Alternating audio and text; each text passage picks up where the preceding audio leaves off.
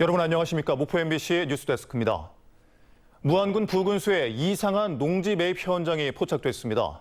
부군수가 부인 명의로 농지를 사들인 건데 농사를 짓기 위한 것이란 해명이 무색하게 배산 임수를 갖춘 별장으로 꾸며져 있었습니다.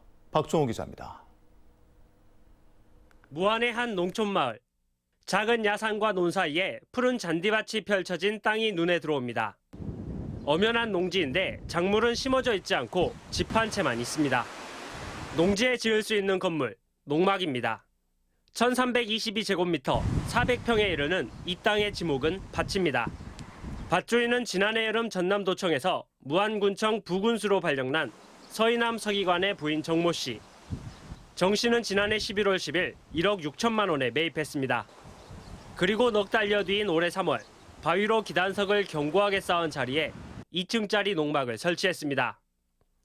농사용 창고나 임시 휴식시설이라기보다는 마치 별장처럼 다양한 편의시설을 갖추고 있습니다.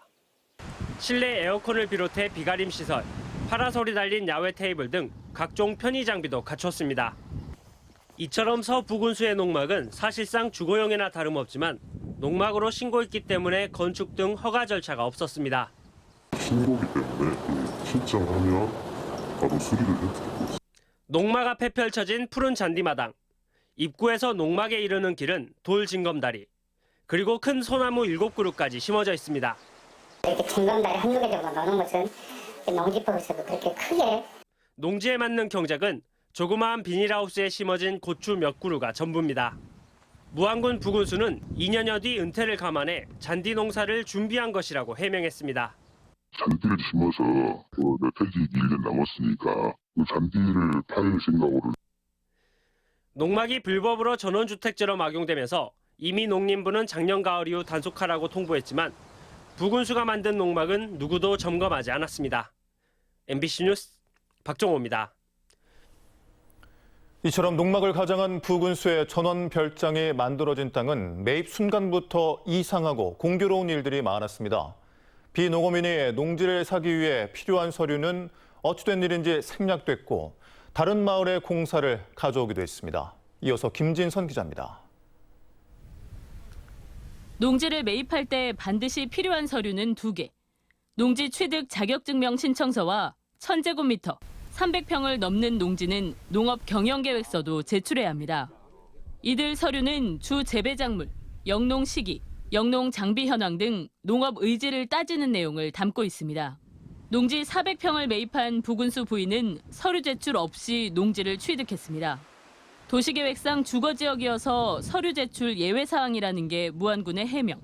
주거지역이어서 빈지 천연 대상이 아닐 수도 있을 텐데. 하지만 이는 농지 전용 협의가 사전에 이루어졌을 때에만 해당돼 무안군이 임의로 법령을 해석한 겁니다. 영농 계획서 제출해야죠.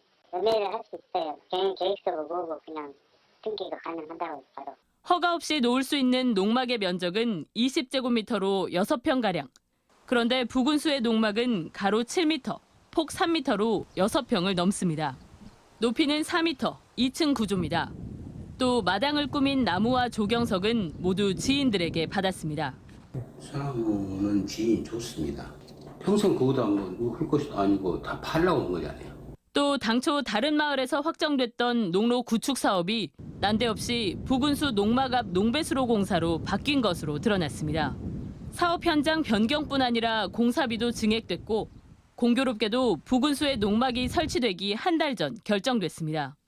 3월달에 위원회도 거기가 들어와서 제가 이장님하고 미팅을 한번 해보니까 이상한 점은 또 있습니다. 무안 부군수 농막이 들어선 무안군 해당 마을의 개발 사업 발주가 잇따른 것도 공교롭습니다. 2020년 이후 현재까지 이뤄진 해당 마을의 소규모 사업은 25건입니다. 이 가운데 5건은 부군수 부인이 땅을 산 직후, 8건은 농막을 설치한 이후에 집중 발주됐습니다. 특히 농막 설치 이후 사업들은 서 부군수가 무안군수의 권한 대행을 했을 때입니다. MBC 뉴스 김진선입니다. 다음 뉴스입니다. 한낮에 체감온도가 35도 안팎까지 치솟은 가운데 광주 전남 전 지역에 폭염특보가 내려져 있습니다. 광주시와 담양, 나주, 화순에는 폭염경보가, 전남 나머지 지역에는 폭염주의보가 발효 중이며 밤사이 열대야 현상이 나타나는 곳도 있겠습니다. 한낮의 기온이 30도를 웃도는 찜통 더위는 이번 주에도 이어질 전망입니다. 북상하는 4호 태풍 에어리는 일본 쪽으로 방향을 틀면서 전남에는 큰 영향이 없을 것으로 예보됐습니다. 광주와 전남 지역 코로나19 확진자가 주말인데도 늘었습니다. 토요일인 어제 자정 기준 광주가 188명, 전남 248명으로 평일인 하루 전보다 각 24명, 5명 증가했습니다. 방역당국은 지금까지 주말에는 검사 건수 감소 등으로 평일보다 확진자 수가 줄어든 경향을 보였다며 느슨해진 사회적 거리두기와 여름 휴가철 등으로 인한 코로나19의 재확산 여부를 예의주시하고 있습니다. 목포 시내버스 공공성 강화 대책위원회가 민선 8기 목포시에 시내버스 운영체계 대전환을 요구했습니다. 대책위는 지방선거 과정에서 이루어진 정책 질의를 통해 박홍렬 시장은 비수익 노선 공영화, 교통약자 이동권 보장, 실효적 버스업체 관리 방안 마련 등에 동의했다며 약속 이행을 위한 간담회를 제안했습니다. 전남경찰의 음주 단속이 느슨한 사이 여전히 상습 음주 운전자가 많이 적발되고 있습니다. 지난해 전남경찰청에 적발된 음주운전자 5,500여 명 가운데 49%인 2,700여 명이 2회 이상 음주운전으로 적발된 것으로 파악됐습니다.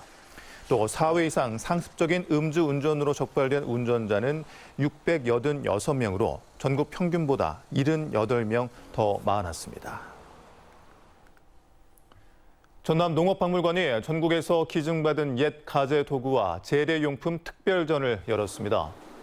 7월 한 달 동안 열리는 특별전에는 옷장과 뒤주, 돈괴, 호롱, 신주, 촛대 등 지금은 거의 사라진 옛 선인들의 유물 123점이 선보이고 있습니다.